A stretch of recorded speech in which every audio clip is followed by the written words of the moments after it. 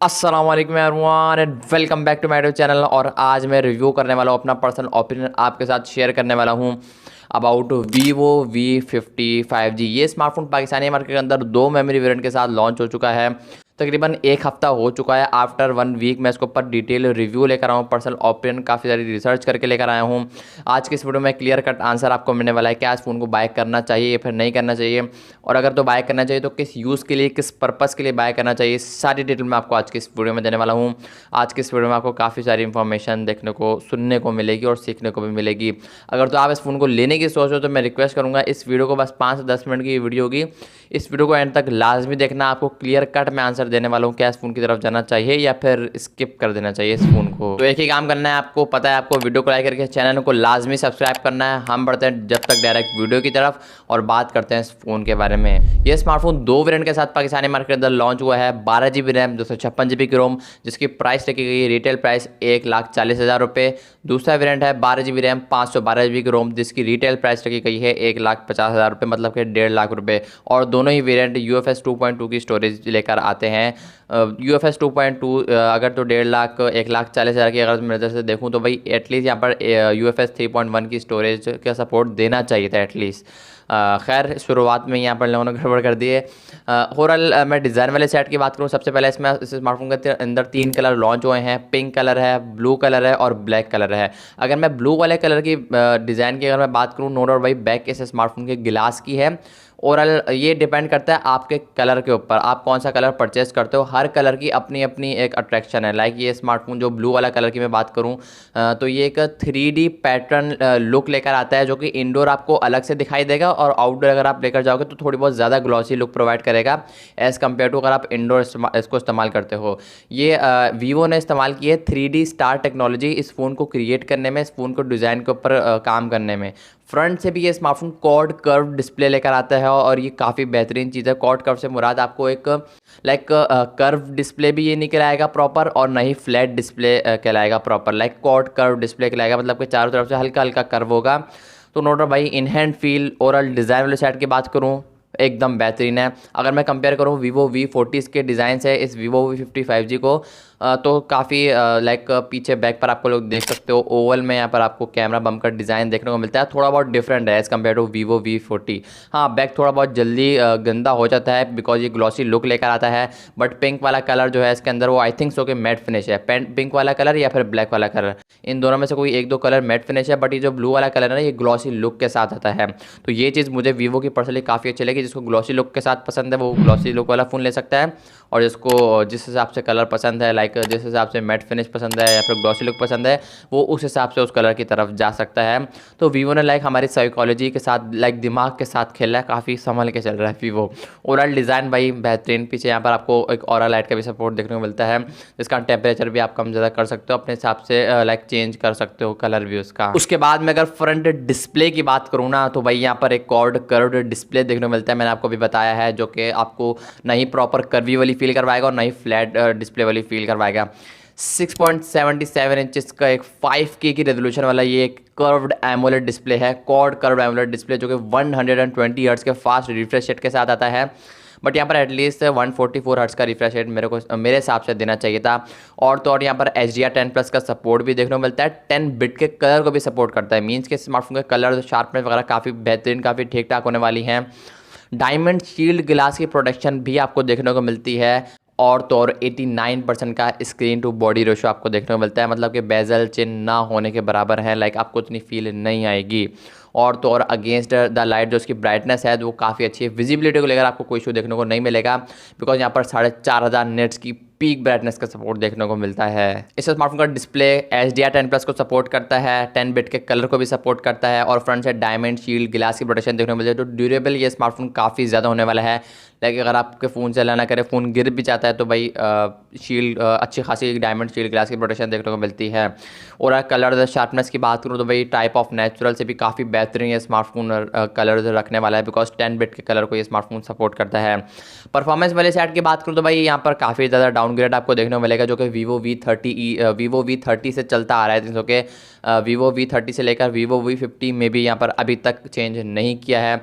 यहाँ पर स्नैपड्रैगन का 7S Gen 3 प्रोसेसर, Gen 3 ने 7S Gen प्रोसेसर लगाया गया है, जो कि परफॉर्मेंस वाले सेट की अगर मैं बात करूँ तो काफ़ी अच्छा, काफ़ी पावरफुल चिपसेट है। बस इस प्राइस सेगमेंट के अंदर जस्टिफाई कहीं से भी नहीं करता है भाई। एटलीस्ट इन लोगों को जो मेन चीज़ थी वो इन लोगों ने चेंज नहीं करी है। बाकी डिज़ाइन थोड़ा बहुत हल्का फुल्का चेंज किया है, डिस्प्ले में काफ़ी इम्प्रूवमेंट की है, बट यहाँ पर जिस चीज़ में मेन इम्प्रूवमेंट करनी चाहिए थी वो यहाँ पर नहीं करी है। 8-8.5 लाख के आसपास ये एंथु बेंचमार्क स्कोर निकालता है। PUBG decent type of gaming आप स्मार्टफोन के अंदर कर सकते हो, और इस स्मार्टफोन के अंदर टेक्नोलॉजी का भी यूज़ किया। अगर आप गेमिंग करते हो तो ये स्मार्टफोन जो टेक्नोलॉजी है वो जो यूज़ की है इस फ़ोन के अंदर, वो इस फ़ोन को हीटअप नहीं होने देती है। अगर तो आप ज़्यादा देर तक गेमिंग करते हो तो भाई ये फ़ोन हीट नहीं होने वाला है। ओवरऑल पबजी आप इसमें अंदर काफ़ी ठीक ठाक खेल सकते हो। जायरो कनेक्टिविटी आपको हार्डवेयर बेस आतिथ्यों को देखने को मिलेगी।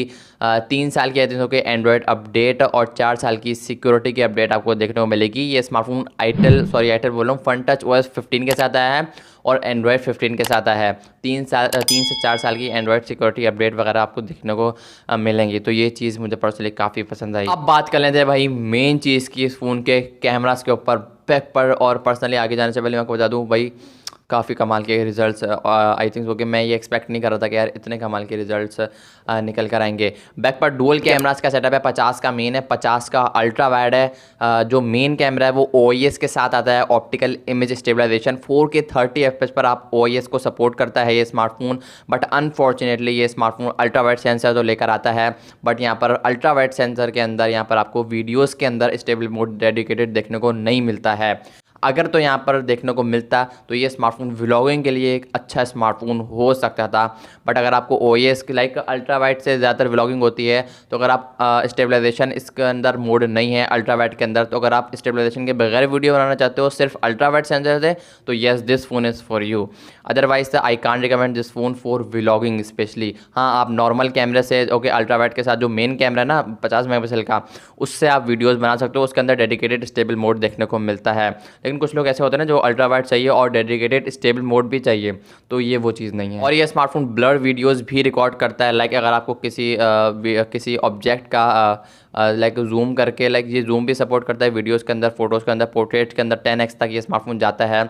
और भाई ब्लर इस स्मार्टफोन का काफ़ी बेहतरीन है पोर्ट्रेट्स के अंदर और वीडियोस के अंदर। वीडियो भी ये स्मार्टफोन ब्लर बना लेता है। लाइक अगर आपको किसी फूल पत्ते की वीडियो बनानी है तो भाई ये स्मार्टफोन बैकग्राउंड को ब्लर कर देगा और पत्ते पर या फिर फूल पर जिसकी भी आप वीडियो बना रहे हो उस ऑब्जेक्ट को एकदम लाइक क्लियर कर देगा, लाइक क्लियर करके कैच करेगा, रिकॉर्ड करेगा। ओवरऑल काफ़ी अच्छी है। पोर्ट्रेट्स के अंदर भाई जितना भी स्ट्रगल करता है, बैकग्राउंड हो, पीछे पत्ते हो, जितना भी मुश्किल बैकग्राउंड हो, नो डाउट भाई लाइक टाइप ऑफ DSLR, ये चीज़ आपको अपने माइंड में रखनी है। अगर आप पोर्ट्रेट्स लवर हो मेरी तरह तो भाई नो डाउट भाई मैं इस फोन को रिकमेंड करूंगा, स्पेशली पोर्ट्रेट्स के अंदर। बट आगे चलो मैं आपको फाइनल कंक्लूजन भी देता हूं। और बाकी फ्रंट पे आपको 50 मेगापिक्सल की सेल्फी देखने को मिलती है, जिसकी हेल्प से आप 4K 30 FPS तक वीडियो को शूट कर पाओगे, रिकॉर्ड कर पाओगे।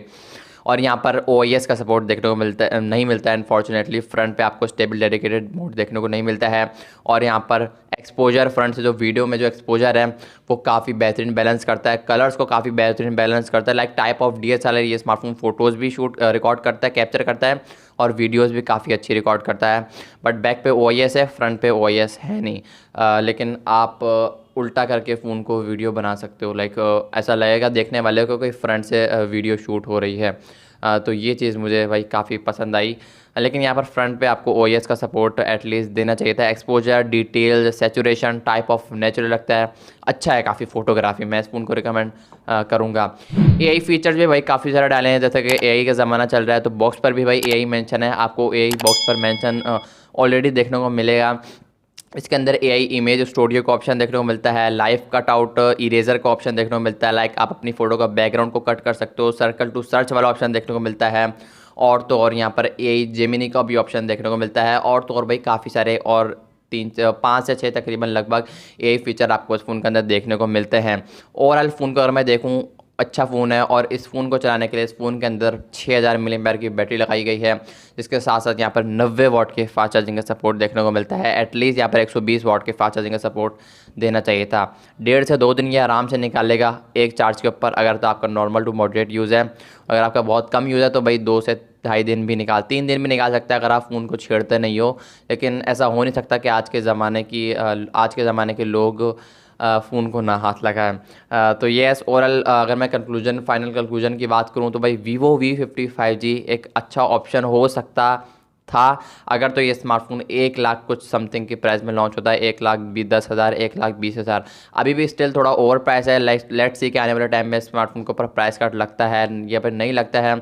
और अगर मैं 12 GB रैम 256 GB वाले वेरिएंट की प्राइस की बात करूँ, 1,40,000 रुपये है ओवरऑल। मगर मैं देखूँ तो भाई ये स्मार्टफोन एक कहीं ना कहीं ये स्मार्टफोन वर्थ करता है, बट यहाँ पर परफॉर्मेंस में अगर तो ये अपग्रेड थोड़ा कर लेते हैं तो यस ये स्मार्टफोन एक अच्छा ऑप्शन हो सकता था। बट अभी भी एक अच्छा ऑप्शन है कैमरास की तरफ अगर आप जाना चाह रहे हो। डिस्प्ले डिज़ाइन काफ़ी अच्छा है, बट परफॉर्मेंस में थोड़ा इन लोगों ने डाउनग्रेड किया है, जो कि 2-3 फ़ोनों से वीवो V30 से वही लेकर चलता आ रहा है, जो कि अभी तक चेंज नहीं हुआ है। तो थोड़ी बहुत चीज़ें हैं जो उनको चेंज करने की ज़रूरत है।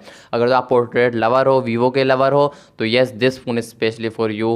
अदरवाइज़ इस फ़ोन के अंदर इसको इतने खास अपग्रेड लगे नहीं, काफ़ी अच्छा किया है, बट इतना कोई यहाँ पर मेन जो चीज़ थी ना परफॉर्मेंस में, प्रोसेसर में, वो इन लोगों ने छोड़कर बाकी सारी चीज़ों में थोड़ा बहुत अपग्रेड किया है। 90 वाट की फास्ट चार्जिंग भी यहाँ पर पिछले साल आई थिंक सो के जो वीवो V40 था उसमें 5500 मिलियन बैर की बैटरी थी और पता नहीं कितने वाट की फास्ट चार्जिंग मुझे याद नहीं, बट स्टिल काफ़ी इम्प्रूव किया है। पिछले साल 5500 mAh की बैटरी थी, इस साल 6000 mAh की बैटरी है, इस साल 90 वाट की फास्ट चार्जिंग है और पिछले साल 90 वाट से कम थी, मुझे इतना ज़रूर याद है। तो काफ़ी अच्छे अपग्रेड किए हैं, बट यहाँ पर परफॉर्मेंस में अपग्रेड इन लोगों को करना चाहिए था। ओवरऑल अगर आप इस फ़ोन की तरफ लेना चाहते हो तो येस ले सकते हो, उसका 12 GB रैम 256 GB वाला वेरियंट।